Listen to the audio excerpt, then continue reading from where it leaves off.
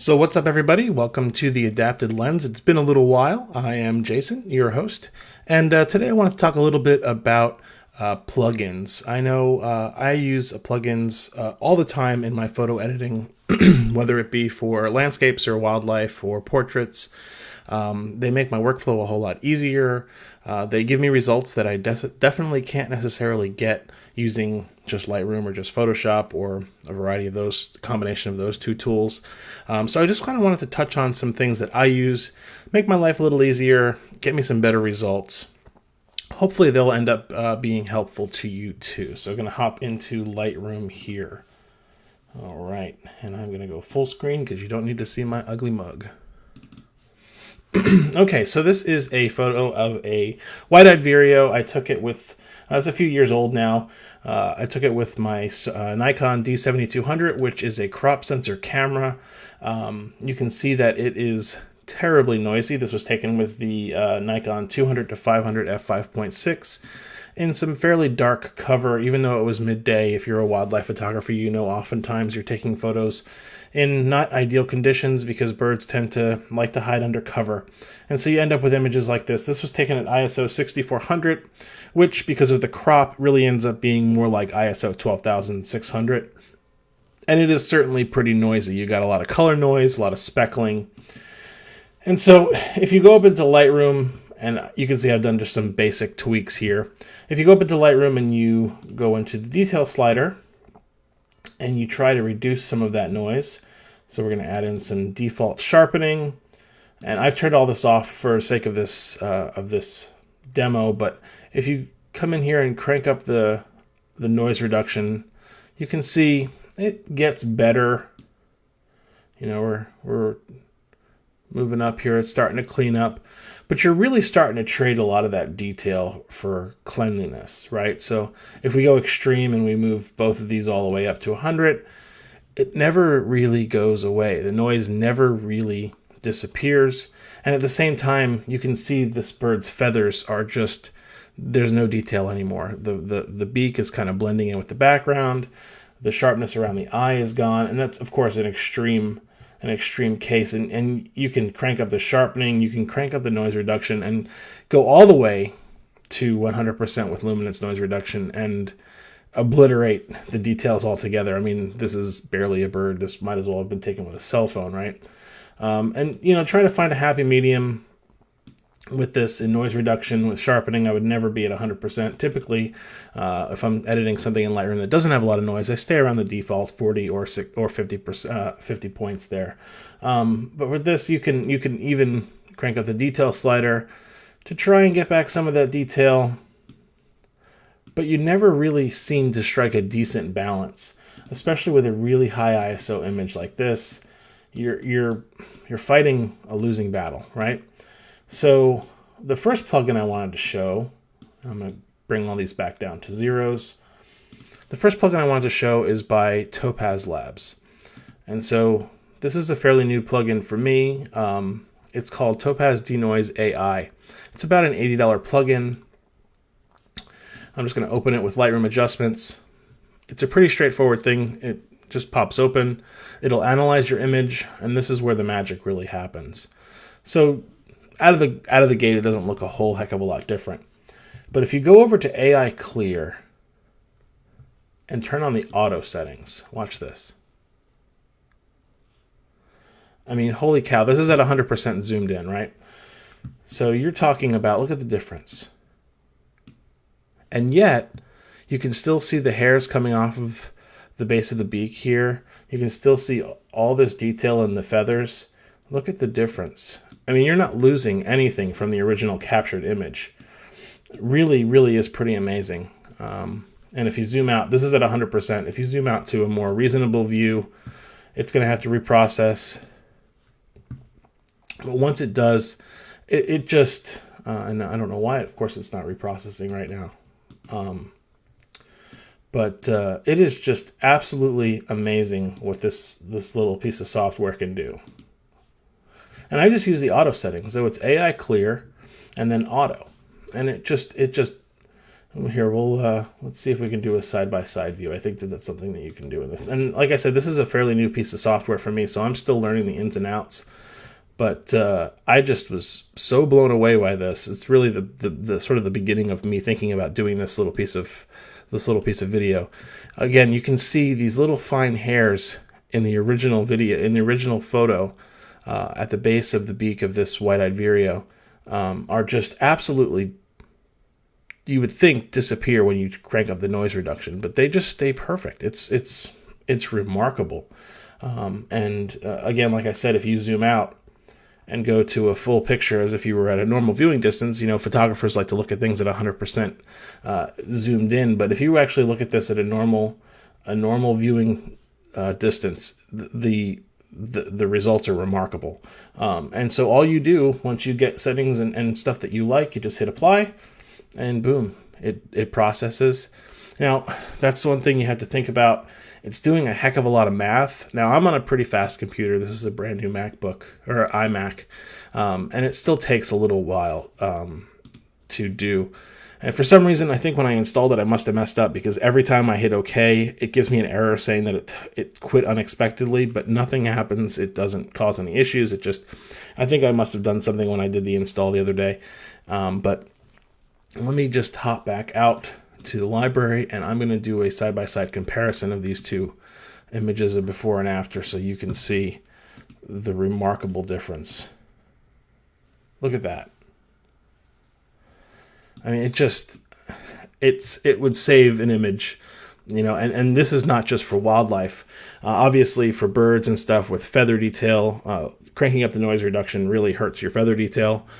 But this is good for, I'm thinking, if you're shooting a wedding in low light, anything where you have to crank up your ISO, it just doesn't seem to affect the details the way regular noise reduction does. I've been just completely floored. Now, there is not as much detail in the feathers to begin with when you're shooting at a high ISO. It's kind of one of the downsides to shooting at high ISO, is you do sacrifice some details just out of the gate. So the fact that you're not seeing stunning feather detail, it's never going to be the case, just because high ISO, you're not going to capture as much detail to begin with. But it takes the detail that's there and preserves it so perfectly, and yet gets rid of the noise.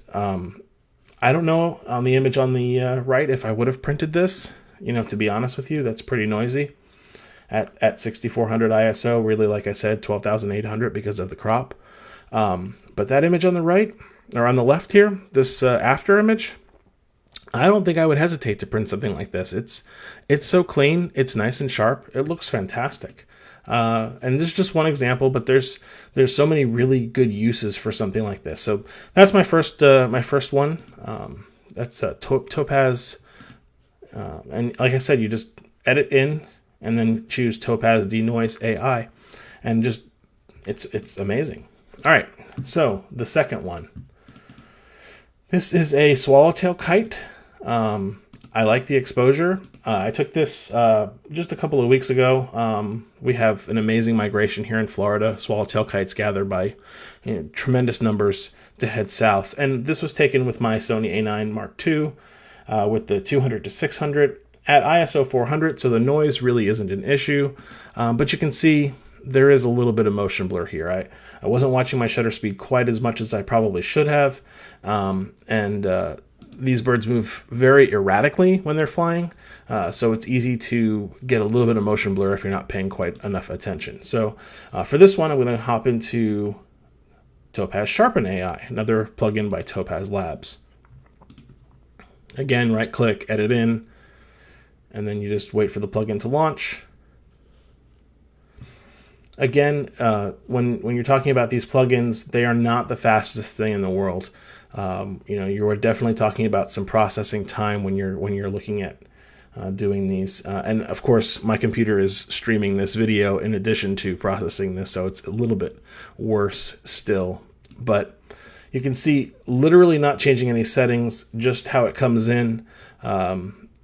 And that's the other thing I should point out. When you do move it, it has to re-render a preview, because it's re-rendering the image based on where you're located looking at it, because we're zoomed into 100%. So zooming around like this does slow things down. But I didn't change any settings. This is just the default when you come in. But look at the difference. I hope that that's coming across through this video, because to me, and like I said, I haven't spent any time tweaking or anything like that, but just look at the eye.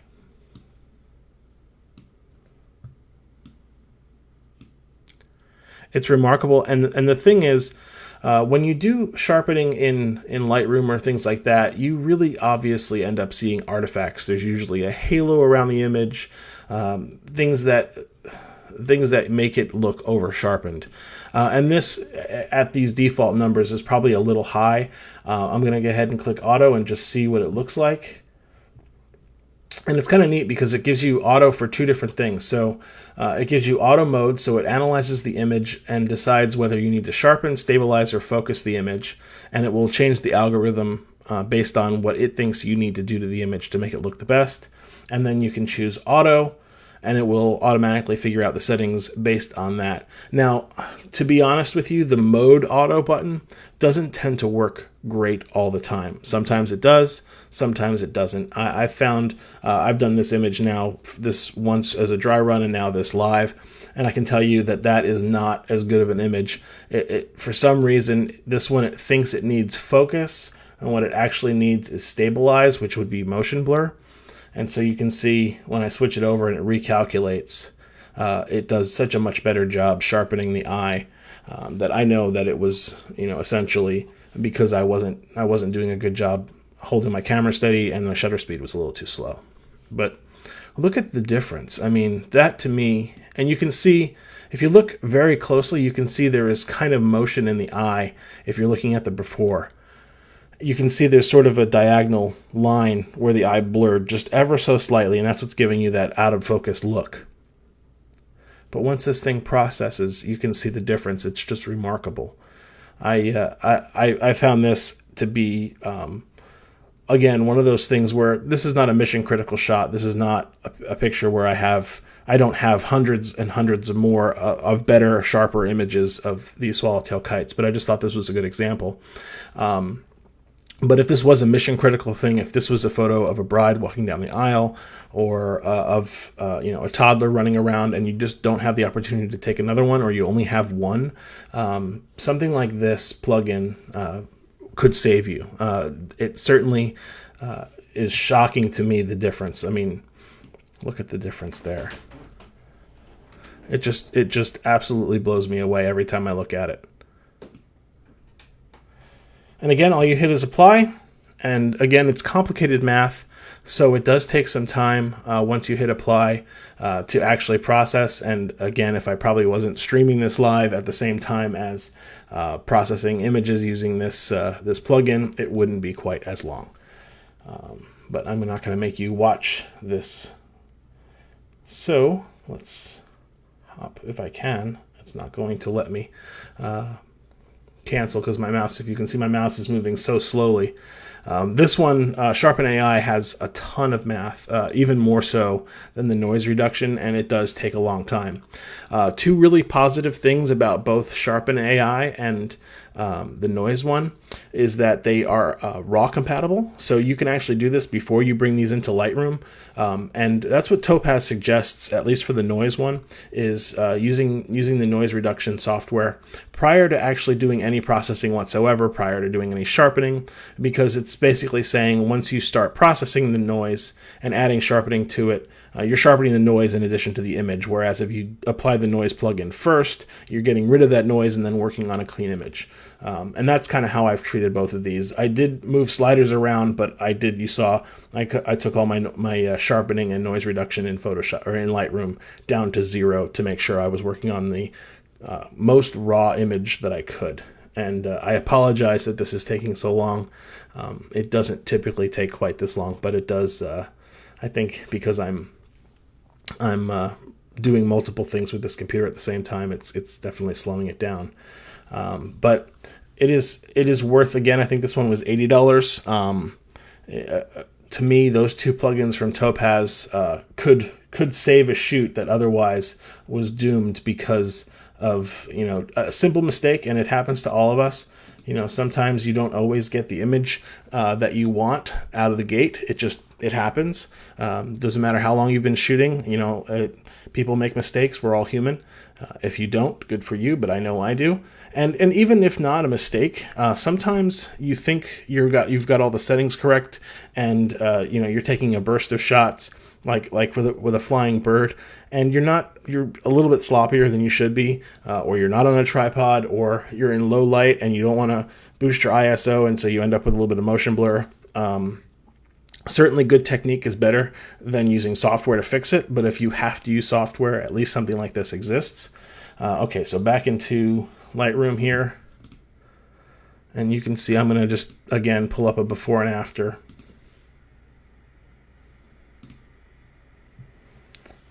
And this is at 1:1. We're going to pop into 2:1. Just look at the difference. And now there's nothing wrong with my lens. It's a sharp lens. I have an amazing camera. The A9 Mark II is an incredible camera, but I was sloppy, and it happens. But this takes an image that I actually love the framing of this picture. I love the background. I think the sky with the little dappled clouds is beautiful. But I probably wouldn't have ended up using this picture the way it was on the right, the original, because I felt like the eyes weren't sharp. And to me, if the eyes aren't sharp, you miss the image.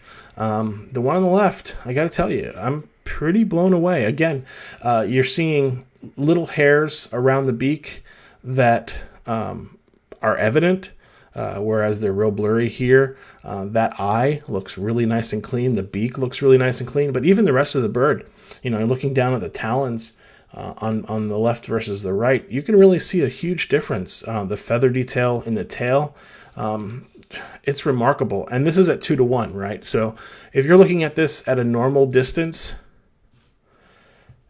it just feels sharper.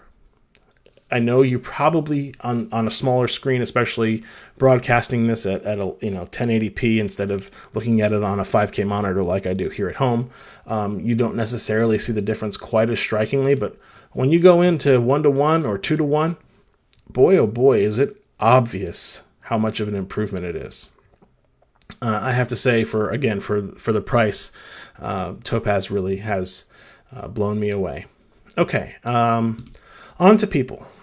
So this is a picture of a gentleman that I took at a conference. This is a fake gun. You can see it's got a red tip, so don't worry about that. But this is a cool picture. I really like it. Guy kind of reminds me of James Bond. But there's some things about this image that I don't love. So I'm going to hop into Photoshop. And not going to spend any time actually editing in Photoshop. This is just how I launched the plugin. And the reason I love this is because if you're familiar with Photoshop, you know what a smart object is.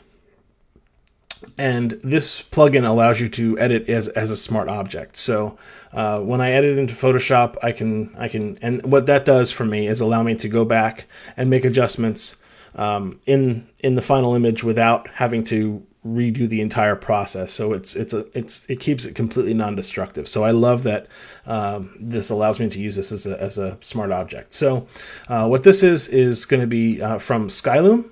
And Skyloom is the maker of a couple of different things. There's Aurora HDR, which is a tremendous HDR program. I'm not really covering it here because I don't count that as a plugin so much.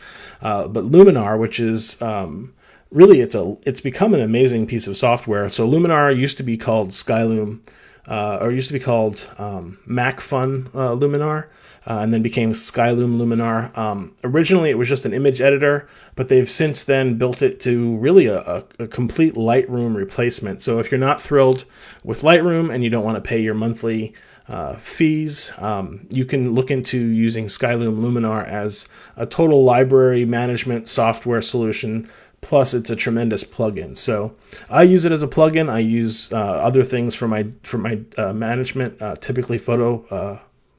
I use Lightroom and Photo Mechanic as my digital asset management. But then using Luminar as a plugin really allows you to access all of the really cool features of Luminar without having to switch over your editing or your management system. So what we're going to use here is the portrait enhancer. And so typically, if you've edited photos before, if you've edited portraits, you know you got to do some retouching, you got to do some skin enhancement. For this image, I could see there's some shine here. He has a fairly good complexion, but it could be used, could be a little bit smoother. His eyes are a little red. You can see there's a little bit of red eye there. Poor guy, this was taken at a conference, so I did not light this or set this up in any way. I can't take credit for that, but poor guy was probably standing in front of a flash for 8 hours during this conference, getting flash bulbed over and over and over again, so probably why he's got some red eyes. But there's some things here. You can see there's some noise. I probably would have run this through Topaz first to get rid of the noise, but not really covering that in this tutorial, so I just wanted to show you what Luminar can do for you for skin enhancement. So first I'm just going to bring up the skin enhancer. And it's AI. That's sort of the buzzword with a lot of these plugins these days, is it's using artificial intelligence to help make decisions. So you can see that's a substantially bit smoother. It takes away some of the harshness of the skin, but I like that you can still see all the pore detail. So you're not ending up with plastic looking skin. It's really very natural. But this is the cool thing. So watch this. See that shine disappear? It's not necessarily evident when you see it, but watch the before and after. Can you see that? I just think that's and it probably 100% is a little strong. I probably would have kept it around 75%. Because I like especially for men, I like images to look fairly natural. But that is just a remarkable piece of software. One slider, instead of having to paint things, having to deal with brushes and layers in Photoshop, one slider, shine removal, and bada bing, bada boom. You've got a nice de-shined face. A couple other things you can do. So once you deal with the skin, you can go into the portrait enhancer. This is one of my favorite little tools. It's called Face Light, and it intelligently adds a key light to your face. You can see it's just brightening the face. It's really smart. I tend to use this in group settings a lot, especially if you're taking a picture of a group using a single flash. The outliers where the flash isn't quite as powerful tend to be a little darker, so I can selectively use this to brighten up their faces to even out the exposure. Yes, you can do that in Photoshop, but this is just sort of a one slider job, and it's there. Another thing to do, eye whitening, we talked about that. Now, I hate zombie eyes. So let's not get zombie eyes. But right around 35%. It's really nice and natural, but it takes away that redness. See the difference? Another thing, this guy doesn't look too tired, but you can easily use eye enhancer. That brings out the irises. Again, let's not do zombie eyes, but if you keep it within a normal, reasonable amount, 30-35%, it's sort of a nice little slider. Dark circle removal. You can see it just lifts those dark shadows under the eyes. I just think that's amazing. It does do some facial reconstruction, if you will. So you can make your folks skinnier if you want to. You can make your eyes cartoonish if you want to. I don't tend to make edits like that. But you can do some minor stuff there. It's sort of a little bit like liquify in Photoshop, but it doesn't give you quite as much precision. We're going to cover a tool here in a second that does. You can add a little bit of saturation to your lips and things like that. If they were smiling, you can whiten the teeth. All things you can do in Photoshop, but if you're editing a ton of photos, say you shot a wedding, and you have hundreds and hundreds of photos that you need to teeth whiten and add a little bit of key light to their faces and clean up their skin, instead of having to go through every single photo in Photoshop and deal with brushing it on and running frequency separation and all that, this plugin just saves a boatload of time. And so with that, I'm just going to hit apply. And you'll see this is not quite as math intensive, so it's not quite as slow. And that's it. There it is. And like I said, what I love about it is it's a smart filter. So not only does it apply it and allow you to, if I just double click on the word smart filters, it would reopen Luminar and I could make adjustments without creating a new layer or anything like that, but it's also a mask. So I can actually go in here and selectively mask parts of the image. If I edited too much and I wanted to blend it more naturally, I can use it as a mask. So it's a really, really powerful way to do this non-destructively. And then to go back to Lightroom, just save it. And once it decides to export out, there it is. And so again, I'll just do a before and after so you can see. Not as dramatic, of course, with the noise and everything, but you can really see the difference with the shine and the red eyes. And I added a little bit of that key light to their face, so he's not quite as dark on the face. I think overall the left image, which has been processed, is overall a better image, and it took very little time. I mean, even less had I not been yapping my head off here talking to you all. So I find Luminar to be just an excellent plugin for quick adjustments like that, especially, like I said, if you're doing group photography or you're doing portraits for a lot of people and you're just having to retouch over and over again. It just saves a huge amount of time. My last plugin that I use all the time is called Portrait Pro. I do not have the latest version. The latest version is even better. This is a picture I did a little while back. You can see it's nice and sharp. Her skin is fairly smooth, but there's a little bit here and there that needs to be worked on. Could use a little more light in the eyes, etc., and we will cover all that. So again, hopping out to Photoshop. Now, unfortunately, Portrait Pro does not allow you to, and I don't know why it's not, let me see here. I don't know why it's not taking my edits from Lightroom. Let me go back into Lightroom and see what happened there. Oh, that's because I didn't edit them in Lightroom. So I'm just going to hit Auto, which if you all haven't played with the new Lightroom Auto, it really is pretty remarkable. There, that looks a little bit better. All right, so we're going to hop out back into Photoshop.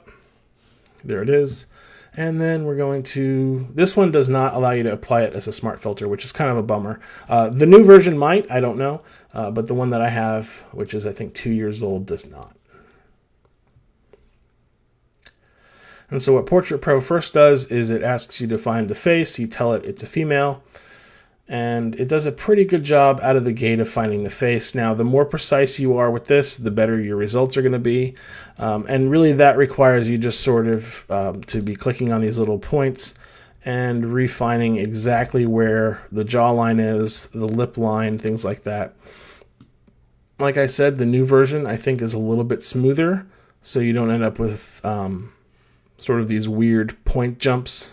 You probably just saw this jumped over that for whatever reason.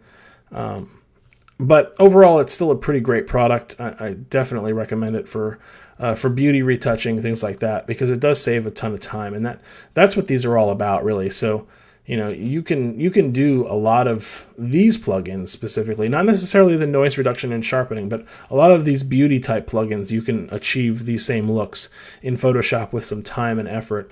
But again, saving time is, to me, one of the big reasons I love these plugins, because, you know, the more time I spend editing means the less time I get to spend shooting. And so you can see one of the things about this particular version is it tends to go a little overboard on the face sculpting. So you can see there's just a whole bunch of presets. If you hit reset to original image and then you click through these, you can see it does various degrees of retouching or face sculpting, and I think it just ends up where this looks very little like the original person. I mean, you can see her face has been squatted and her eyes have gotten too big, so it's a little overboard, and that's where a judicious use of this kind of a plugin is really key. So I tend to use the no sculpt option. I like to keep my model's face looking like my model's face. You can always add a little bit later, but what's really cool about this is the skin, lips, and eyes.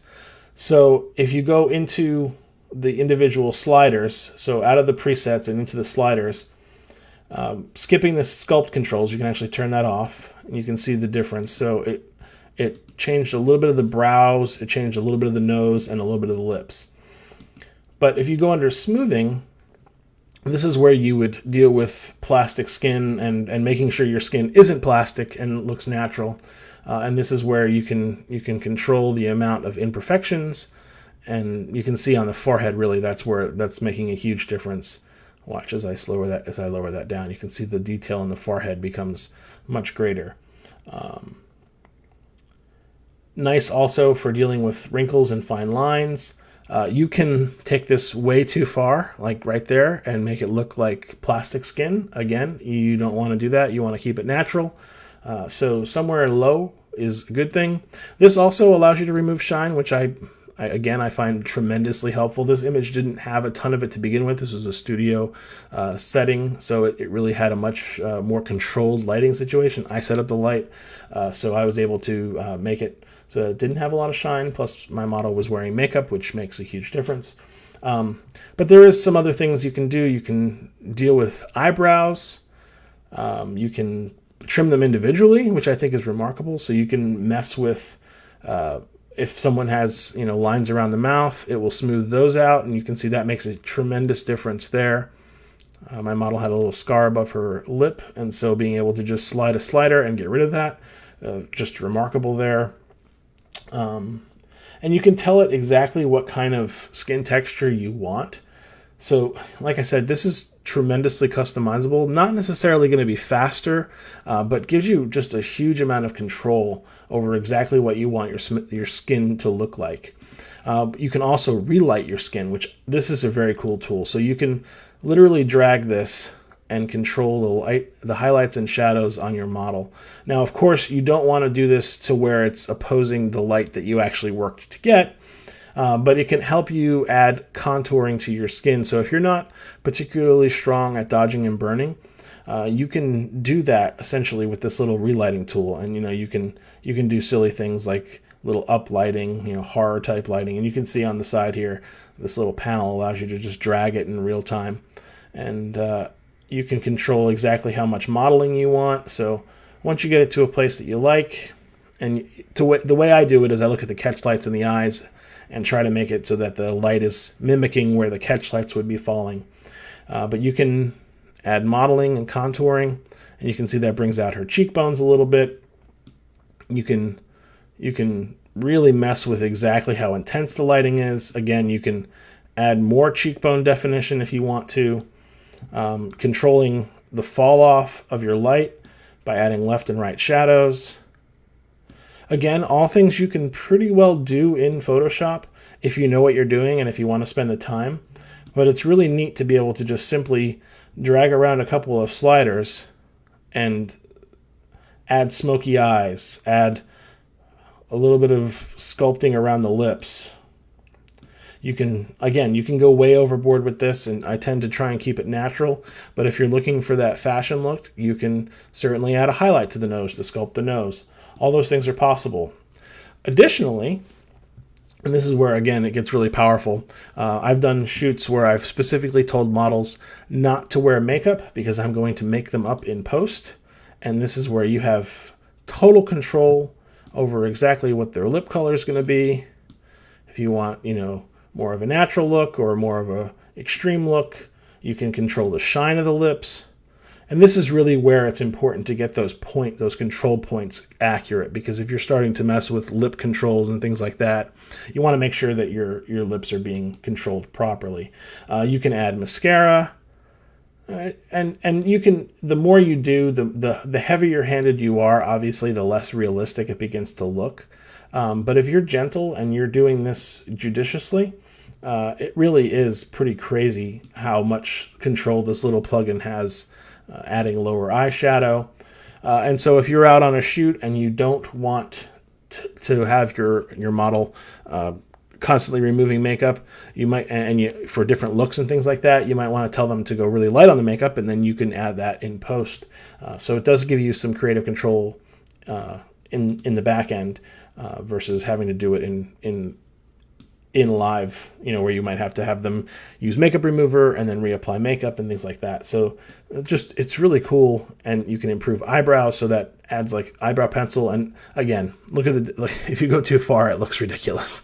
But if you do it very gently, it certainly makes a difference. Like, it helps the eyebrow stand out.